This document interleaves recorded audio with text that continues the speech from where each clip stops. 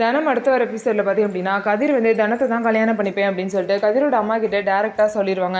இதனால் என்னோட விருப்பத்தை மீறி நீ அவளை போய் கல்யாணம் பண்ணிக்க போறியா, உனக்கு என்னடா தலையெழுத்து, விவாகரத்தான பொண்ணை போய் கல்யாணம் பண்ணிக்கணும் அப்படின்னு சொல்லிட்டு ரெண்டாவது புருஷனாக போய் அவளை கல்யாணம் பண்ணிக்க போறியா, இனிமேல் நான் எதுக்கு உயிரோடு இருக்கணும், என் பேச்சை மதிக்க மாட்டேன், நான் எதுக்கு உயிரோடு இருக்கணும்னு சொல்லிட்டு விஷத்தை குடிச்சிட்டு லெட்டரில் என் பையன் வந்து என் விருப்பப்படி கல்யாணம் பண்ணாதனால நான் சாகுறேன்னு சொல்லிட்டு லெட்டரில் எழுதி வச்சுட்டு பார்த்தீங்க அப்படின்னா விஷத்தை குடிச்சிருவாங்க. இதை வந்து பாயாசம் வந்து பார்த்துருவாங்க.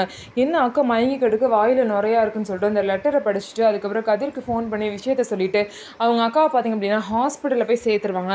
அங்கே வந்து பார்த்திங்க அப்படின்னா தற்கொலைன்னு சொன்னால் கேஸ் எடுத்துக்க மாட்டாங்க அப்படின்னு சொல்லிட்டு இந்த மாதிரி வந்து இருமல் மருந்து நினச்சி இந்த பூச்சி மருந்து குடிச்சிட்டாங்க அப்படின்னு சொல்லிட்டு மாற்றி எப்படியோ சமாளித்து அவங்களுக்கு ட்ரீட்மெண்ட் பார்க்க வச்சுட்ருக்காங்க.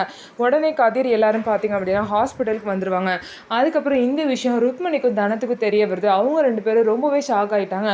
ஸோ தனம் என்ன நினைக்கிறாங்க அப்படின்னா நம்மனால தான் இவங்களுக்கு இப்படி ஆயிடுச்சுன்னு சொல்லிட்டு நினைக்கிறாங்க. ஒரு சைடு பார்த்தீங்க அப்படின்னா கதிரை வந்து கல்யாணம் பண்ண முடியாமல் கதிர்னால தான் வந்து தனம் வந்து அவங்க அம்மா அப்பா வீட்டுக்கு போகிற நிலைமை வந்துருச்சு அப்படின்னு சொல்லிட்டு கதிர் ஃபீல் பண்ணுறாங்க. இன்னொரு சைடு பார்த்தீங்க அப்படின்னா கதிரோட அம்மாவுக்கு இந்த நிலைமைக்கு ஆனதுக்கு தனம் தான் காரணம் அப்படின்னு சொல்லிட்டு அவங்க ஃபீல் பண்ணுறாங்க.